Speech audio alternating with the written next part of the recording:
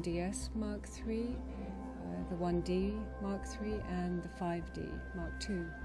And each one of those cameras I think I use for different things.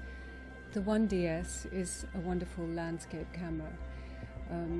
It's beautifully sharp, quality is superb. But the 1D Mark III I find is a much faster camera. So that is my camera of choice, for instance, in Africa. So when cheetahs are running around? With cheetahs, with any kind of wildlife.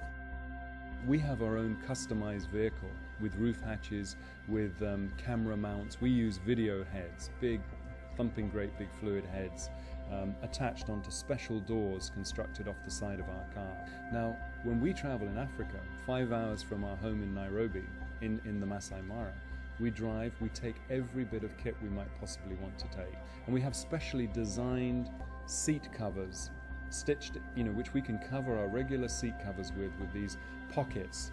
So I can have a different camera on a different lens, 600, 300, 70 to 200, 24 to 105, each on a camera, so I don't have to get dust in the cameras by changing lenses, and I can pick those up literally as I'm driving to be ready to have that camera for the shot that I can see up ahead of me.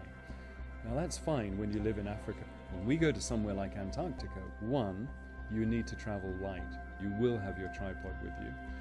Image stabilized lenses come in hugely in those circumstances if you're wobbling around on a boat. But I basically need to be able to carry everything in one single backpack, and so would Angie. We use real high quality Canon zooms a lot because they give you, 3 lenses in one. So 17 to 35 is an absolute must. Now it's the 16 to 35 that we've got. I might take a 15mm fisheye because in Antarctica all those penguins on the ice, you can make it look as if they're slipping off the end of the world. 70 to 200. Now even though the 70 to 200 f4 is a lighter lens for somebody like Angie, she would still prefer to take the 2.8. She'd still take the 70 to 200 2.8. That extra stop for wildlife photography overrides the weight consideration. I now probably would try and cram into my kit too the 200 f2 with a 1.4. I've left behind the 100 400. I'd rather go for the quality of that fixed focal lens. If push came to shove and we didn't have a weight restriction, we might try and take the 800mm as well. My favorite lens, without a shadow of a doubt, is the 500. I feel very, very comfortable with composing my shot around the limitations of a 500mm. That is in the kit bag first. We'd feel naked if we went without the 500 f4 image stabilized lens.